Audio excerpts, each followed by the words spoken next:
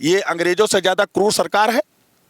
आपने मुगलों को फेल कर दिया, आपने यहूदियों हूरों को फेल कर दिया आक्रांता के मामले में। आपने जनता के जो है वो जनता का मनोबल गिरा रहे हैं, आप हिंदुत्व को कमजोर कर रहे हैं आप लोग, और हिंदुत्व का शिगुफा आप पीटते हैं। आप गाय माता को राष्ट्र माता न घोषित कर पाए आज तक। आप गंगा की बात करने वाले लोग गंगा को न पवित्र कर पाए आज तक।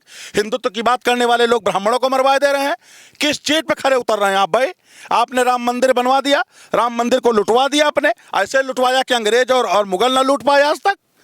क्या कहना चाहेंगे? पीड़ा है, इस पीड़ा का खामियाजा भारतीय जनता पार्टी को भुगतना पड़ेगा। नहीं आपको जनता ऐसा जवाब देगी कि तुम गद्दी से उतर जाओगे तो तुम 500 साल तक अब गद्दी पर आसीन नहीं होगे। जनता के प्रति इतने आंकों से आपको जनता से मतलब नहीं। मोदी योगी जी जिस जनता के सामने आप जाके, अमित शाह जी जिस जनता के सामने जाके आप हाथ जोड़ के खड़े हो जाते हैं ना, वही जनता आपको जिता के भेजती। उसी जनता के साथ दुर्व्यवहार। हम कहना चाहते हैं कि जितने ब्राह्मण नेता हैं भारत में, बीजेपी में खास करके, चूड़ियां भिजवा दो महाराज, पहनेंगे। बड़ी बड़ी चुरखियां रखाने से, सिखा पहनने से आप ब्राह्मण हो जाएंगे? ब्राह्मण का काम क्या है? सनातन की रक्षा करना, देश की रक्षा करना, देश के लोगों को धर्म के प्रति जागरूक करना। आपने जो तमाशा खड़ा किया है ना, बीजेपी में जितने ब्राह्मण लोग हैं, हम इनसे मांग करते हैं कि अगर आपका जमीर जिंदा हो महोदय, इस्तीफा देके बाहर निकलिए। भरत भूषण तिवारी को सिर्फ ब्राह्मण होने की सजा मिली है। एक पूरे भारत में सलेरियो चलाया जा रहा है कि ब्राह्मण को मारो। क्यों? हिंदुत्व कमजोर होगा क्योंकि ब्राह्मण आत्मा है सनातन की। कि भरत तिवारी हमेशा दलित पिछड़ों की आवाज़ उठाते थे। कोई उनके नाम पिछले अगर दिनों में देखा तो कोई क्रिमिनल रिकॉर्ड भी नहीं था, बीएससी के छात्र थे। फिर अचानक उसको ये सब करने की जरूरत क्यों पड़ गई? ऐसा है कि जितने भी देश के राष्ट्रीय नेता हैं, चाहे वो अखिलेश यादव जी हों, चाहे मोदी जी के पास मान लो कोई हैया नहीं है, नासी आदमी है, वही बाकी जितने, अमित शाह हैं उनका लड़का बड़ी पोस्टों पे क्रिकेट एसोसिएशन संभाल रहा है। सबके नेता बाहर विदेश में मौज कर रहे हैं। हम जैसे क्रांतिकारी लोग और हम जैसे हमारे जैसे समाज के बच्चे क्रांतिकारी जमीन पर लड़ रहे हैं, भारत के लिए लड़ रहे हैं। ये ऊपर माहौल बनाएंगे, नीचे लड़के गोली खाएंगे। तो देश के साथ जो कुठाराघात कर रहे हैं आप, इसका परिणाम आपको देना पड़ेगा, इसका जवाब आपको देना। भरत भूषण बड़ी बड़ी बातें करने वाले लोग, एसी में घूमने वाले लोग, और हम भाजपा कार्यकर्ताओं से कहना चाहते हैं, दरी बिछाने वाले कार्यकर्ताओं से कहना चाहते हैं कि तुम्हारी जिंदगी इसीलिए खतरे में है क्योंकि आप ऊपर बैठे नेताओं की गणित नहीं समझ पाते हैं। भरत भूषण तिवारी को सिर्फ ब्राह्मण होने की सजा मिली है। एक पूरे भारत में सलेरियो चलाया जा रहा है कि ब्राह्मण को मारो। क्यों? हिंदुत्व कमजोर होगा क्योंकि ब्राह्मण आत्मा है सनातन की।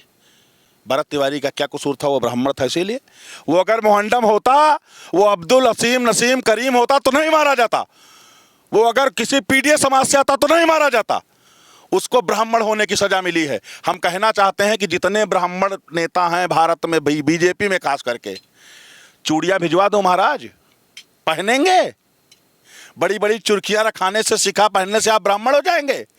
ब्राह्मण का काम क्या है? सनातन की रक्षा करना, देश की रक्षा करना, देश के लोगों को धर्म के प्रति जागरूक करना। आपने जो तमाशा खड़ा किया है ना, बीजेपी में जितने ब्राह्मण लोग हैं, हम इनसे मांग करते हैं कि अगर आपका जमीर जिंदा हो महोदय, इस्तीफा देके बाहर निकलिए, नहीं झुंझुना बजाइए।